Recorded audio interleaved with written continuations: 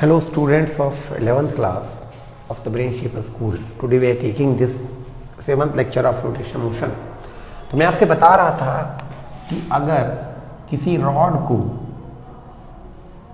उसके सेंटर से गुजरने वाली एक्सिस के about, axis which is perpendicular also to the rod, if it is rotated then its moment of inertia is ml square by 12 where L is length of the rod and m is mass of the rod. ठीक है। इसमें एक आध बातें हम आपको और बता दें कि यदि हम उसके कॉर्नर के अबाउट घुमाएंगे उसी रॉड को ऐसे हम इसके अबाउट ऐसे घुमाएंगे तब उसी का मोमेंट ऑफ इनर्शिया हो जाएगा ml स्क्वायर बाई 3। इसको मैं आगे बाद में साबित कर दूंगा। तो आइए लेते हैं कुछ और मोमेंट्स ऑफ इनर्शिया जो हम प्रूव नहीं करेंगे। Some more moment of inertia of some regular bodies, ये हम आपको बताएंगे और आप धीरे धीरे उनको देखते देखते याद कर लेंगे तो आपके काम आएंगे। उनको डेराइव नहीं किया जाएगा, उनको डेराइव करना है सरल ही, वैसा ही जैसे मैंने एक को कराया है, बुक में बन जाएगा, देख लेंगे आप चाहेंगे तो। से डेरिवेशन नहीं पूछा जाएगा, आप इनको याद कर लीजिए। दूसरा केस एक लेते हैं, ये रॉड का हो गया पहला केस। सेकंड केस लेते हैं कि अगर एक रिंग है, थिन यूनिफॉर्म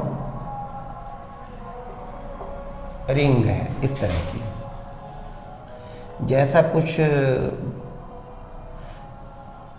आदमी लोग चूड़ा नहीं पहनते, ऐसे रिंग या रिंग खेलते हैं बच्चे लोग। तो रिंग को अगर आप डायमीटर के अबाउट घुमाएंगे ऐसे, तो वो होता है mr स्क्वायर बाई 2, जहां r इसका रेडियस है। और अगर आप इसको इसके प्लेन के परपेंडिकुलर एक्सिस के अबाउट घुमाएंगे, इसके अबाउट, तो हो जाएगा mr स्क्वायर। मतलब रिंग को अगर आप, ये सी रिंग है तो इसका डायमीटर के अबाउट आप घुमाएंगे, मतलब ऐसे घुमाएंगे, तो वो हो जाएगा mr स्क्वायर बाई 2। अगर आप रिंग को ऐसे घुमाएंगे इस एक्सिस के अबाउट, इसके अबाउट, ये इसके अबाउट ऐसे, तब फिर ये बन जाएगा mr स्क्वायर। ठीक है। तीसरा केस देख लेते हैं कि यूनिफॉर्म सर्कुलर डिस्क, जैसे कोई डिस्क है, जैसे वो डिस्क होती है, डिस्क सीडी देखते थे हम लोग, उसमें होल ना रहे ताकि पूरी भरी रहे, तो उसको अगर आप उसकी डायमीटर के अबाउट घुमाएंगे ऐसे, तो वो बन जाएगा mr स्क्वायर बाई 4। और अगर आप इसको इसकी ज्योमेट्रिकल एक्सिस के अबाउट घुमाएंगे, जैसे सीडी घूमती थी, तो वो हो जाएगा mr स्क्वायर बाई 2।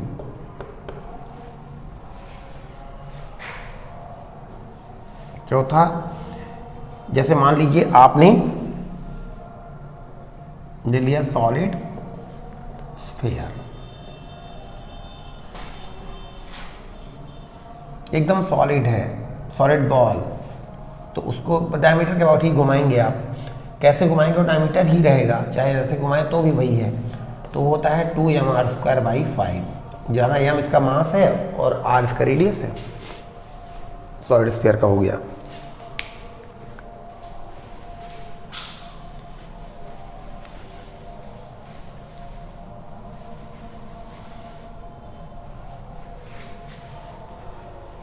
फिर एक लेते हैं पांचवा, थिन लेमिना। एक लेमिना लीजिए, या प्लेन लेमिना, मोटा भी हो सकता है। लेमिना यानी पटरा। जैसे मान लीजिए कि ये एक पटरा है, तो ऐसा टेढ़ा मेढ़ा है, ऐसे ऐसे, लेकिन ऐसे एक बराबर मोटा है सब जगह। तो पटरा पे कोई पॉइंट लीजिए, नहीं थिन, ये फालतू लेमिना नहीं, थिन रेक्टेंगुलर लेमिना लेना पड़ेगा। ये फालतू लेमिना रहेगा टेढ़ा मेढ़ा तो फिर वो निकालने में मुश्किल पड़ेगी। लेमिना मतलब पटरा, जैसे ये कापी है, ये थिन लेमिना, थिन नहीं प्लेन लेमिना, पटरा है ना एक बराबर मोटा। अब अगर ये ऐसा कर देंगे तब ये प्लेन नहीं रह जाएगा, तब तो ऐसा टेढ़ हो गया, कर्व हो गया, प्लेन लेमिना। तो इसको अगर आप इसके अबाउट घुमाएंगे, इस एक्सेस के अबाउट, इसके अबाउट मतलब यहाँ से, यानी ऐसे ऐसे, तो MB²/12 होगा, जहाँ B इसकी विड्थ है। अगर आप इसके अबाउट घुमाएंगे तो होगा ML²/12। अगर आप इसके अबाउट घुमाएंगे तो हो जाएगा ML²/12 प्लस MB²/12, जहाँ L इसकी लेंथ है और B जैसी ये लेंथ, मान ले लेंथ है, विड्थ है, मास M है, तो अगर इसके अबाउट घुमाएंगे तो विड्थ कट रही है, ये विड्थ है, तो इसके अबाउट आप घुमाएंगे तो बन जाएगा MB²/12, और इसके अबाउट घुमाएंगे तो ML²/12, कुछ रॉड टाइप का ही है। अगर इसके अबाउट घुमाएंगे, अब ऐसी एक्सेस बनाते नहीं बनेगी तो मजबूरी में हम ऐसे बना देते हैं, इसका मतलब ये ऐसा ही है, तो ML²/12 प्लस MB²/12, ये पटरा। अब एक बच गया सिलेंडर।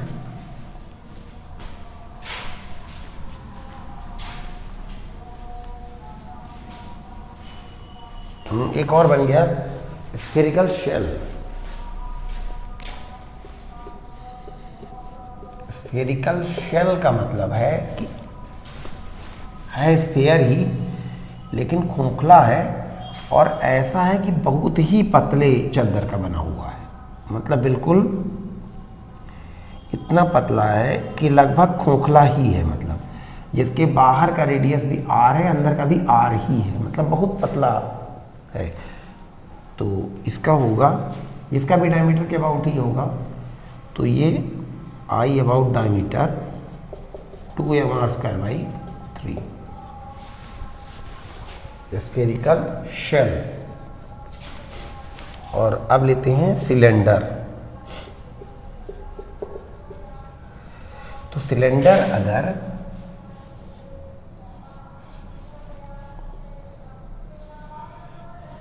इसके अबाउट घुमाएंगे ऐसे, तब तो ये डिस्क ही है, मोटी डिस्क है, तो फार्मूला वही रहेगा MR²/2।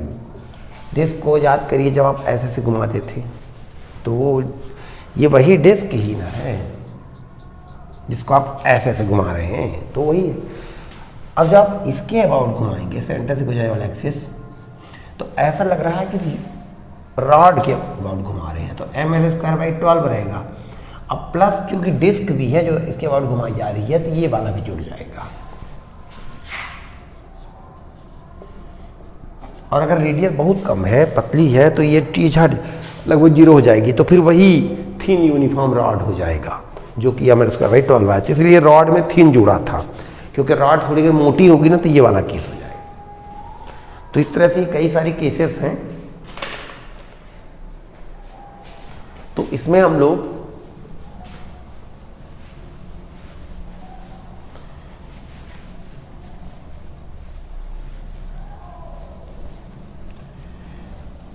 ले लेते हैं एक सवाल।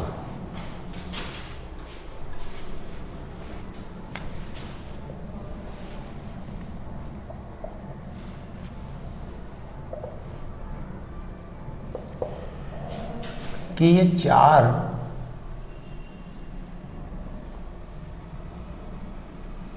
पार्टिकल्स हैं और ये 90 डिग्री है, और ये डिस्टेंस भी सेम है 10 10, और ये है 8 8, और 4 पार्टिकल्स हैं जो यहाँ रखे हुए हैं, और ये रॉड लगभग 0 मास की है, और इनके मासेस हैं जैसे 2 ग्राम, 4 ग्राम, 8 ग्राम, 5 ग्राम। तो इसमें हम 4 सवाल दे सकते हैं। फाइंड, एक सवाल के अंदर moment of inertia of the system, इस सिस्टम को मोमेंट ऑफ इनर्शिया अबाउट, पहला ए बी एक्सिस, दूसरा बी सी, तीसरा ए सी, चौथा डी सी। अब मैं पहला करा देता हूं आपको एक सवाल।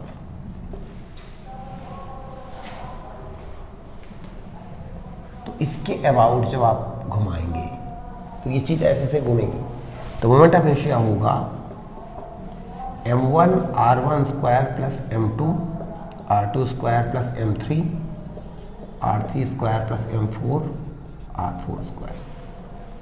तो पहला मास 2 ग्राम इंटू इसकी डिस्टेंस, इस मास की कहाँ से, ए बी से, एक्सिस बन गई ए बी, तो यही एक्सिस है, तो एक्सिस से इसकी डिस्टेंस क्या है 0, तो 0 square plus 4 into 0 square plus 5 into 5 की डिस्टेंस इस एक्सिस से यानी 8, 5 इंटू 8 स्क्वायर प्लस 8 की डिस्टेंस 8 इंटू 8 स्क्वायर। तो ये हो गया 64 इंटू 5, तो 5 इंटू 64 प्लस 8 इंटू 64, तो ये हो जाएगा 64 कॉमन ले लें, 5 प्लस 8, तो 64 इंटू 13, तो कितना हो गया, तो 13 चौको 52 के 2 हाथ है 5 और 13 6 78, 5 83 ग्राम सेंटीमीटर स्क्वायर, ये आंसर आ गया। चाहे आप ऐसा कॉमन ना ले, ये निकालिए जोड़ लीजिए, तो ये इसके अबाउट आ गई। जब आप इसके अबाउट निकालेंगे तो क्या करेंगे, सब डिस्टेंसेस यहाँ से लेंगे, तो इनकी तो 0 हो जाएगी, इसके अबाउट निकालेंगे, फिर इसके अबाउट निकालेंगे तो डिस्टेंस इनकी 0 हो जाएगी, इनकी आएगी, निकालनी पड़ेगी। तो ये आप चारों आप कैलकुलेट कर लेंगे, ठीक है।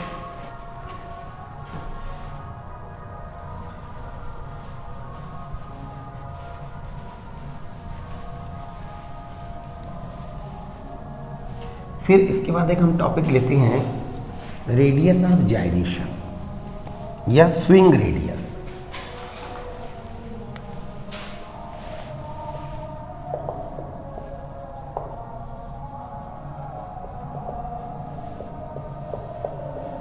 किसी भी बॉडी का मोमेंट ऑफ इनर्शिया हमें निकालना है किसी एक्सिस के अबाउट, जैसे इसके अबाउट निकालना, तो कैसे करेंगे, उसके एक एक पार्टिकल का मास लेंगे और उनके डिस्टेंसेस लेंगे, कहाँ से, इस एक्सिस से, ये डिस्टेंस, ये डिस्टेंस, ये डिस्टेंस, ये डिस्टेंस, ये डिस्टेंस, ये डिस्टेंस, फिर कर देंगे m1 r1 square plus m2 r2 square plus dash dash dash plus mn, तो इसका मोटा हमेशा आ जाएगा। क्या ऐसा नहीं हो सकता कि इसका मास पूरी बॉडी का मास एक बार में ले लें और एक कोई डिस्टेंस ले लें जिसका स्क्वायर हम मल्टीप्लाई कर दें, तो यही मोमेंट ऑफ इनर्शिया आ जाए जो ऐसे आता था। तो जो भी डिस्टेंस लेंगे उसे कहते हैं radius of gyration. So radius of gyration of a body about an axis is such a distance from acceleration whose square is 1 multiplied with whole mass of the body, we get moment of inertia of the whole body at once about that axis. तो यहाँ पे K कहलाता है radius of जाइरेशन।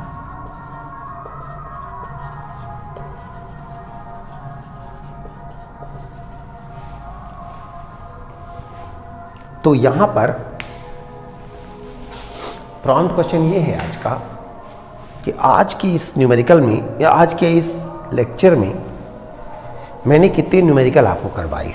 Option 1 1, option 2 2